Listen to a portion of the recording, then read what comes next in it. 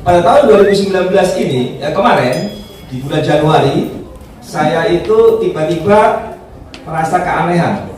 Ketika saya parkir mobil, kok kepala saya itu agak tidak seimbang. Kantor saya di Slipi, saya melihat gedung Taman Anggrek itu kok goyang-goyang, apakah ini gempa?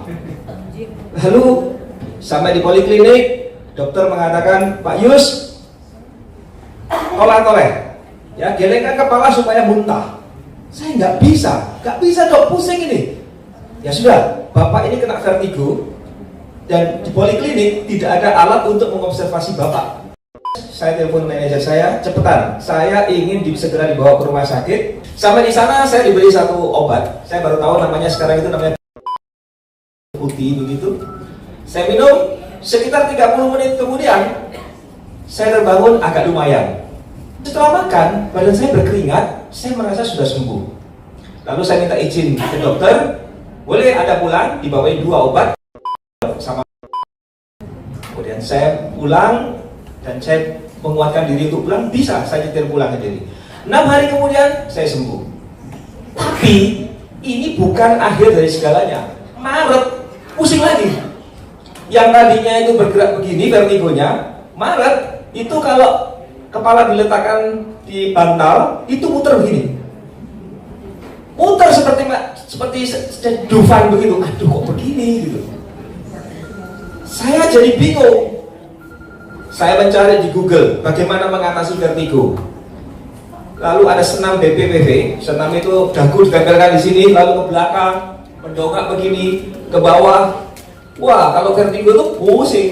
Lalu kemudian berdiri. Wah, napas itu yang namanya keringat, lalu dibalik dari sini ke belakang, balik lagi ke depan. Lega. Setelah lega, saya bisa mandi ke kantor, nggak masalah. Pulang, begitu lagi. Saya harus senam vertigo lagi. Lalu saya rasa ini bukan suatu solusi. Saya komplain lagi ke dokter yang sama, dokter poliklinik. Dok, vertigo saya di bulan Januari belum sembuh. Oke Pak Yus, sekarang Bapak ke spesialis THT. Karena vertigo itu diduga karena keseimbangan di telinga. Baik, saya dibawa ke spesialis. Saya ke spesialis yang ada. Spesialis THT mengatakan, Pak Yus diperiksa dengan audiometri. Saya dimasukkan ke suatu box, dikasih seperti headphone begitu, lalu dikasih nada. Pemeriksaan dari telinga saya dinyatakan normal. Pak Yus, telinga Bapak nggak apa-apa. Jadi apa nih dok? Permisi ya, saya periksa hidung Bapak. Kemungkinan ada sesuatu di saluran. Dan hasilnya diperlihatkan ke saya, hidung saya ini katanya lubangnya kecil, sehingga oksigen yang masuk ke badan saya kurang. Oke, kalau begitu bagaimana untuk memperbesar lubang hidung saya? Bukan itu Pak Yus. Vertigo Bapak itu bukan karena lubang hidung. Bagaimana? Telinga bukan, hidung bukan. Bapak periksa syaraf ya Pak ya. Oke. Kesimpulannya syaraf Bapak nggak apa-apa. Dok, saya minta tolong. Saya itu menderita.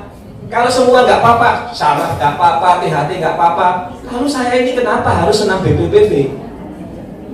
Bapak minum? Ya. Seberapa banyak? 1, kurang. Saya masih ingat kata-katanya dokter itu inappropriate katanya. Inappropriate artinya tidak pas, tidak cukup. Jadi berapa dok? 3. Pagi, siang, malam, pagi, siang, malam. Saya minum selama 6 hari. Saya dibawain 18. Minum sampai hari ke-7. Saya harus tetap senam vertigo.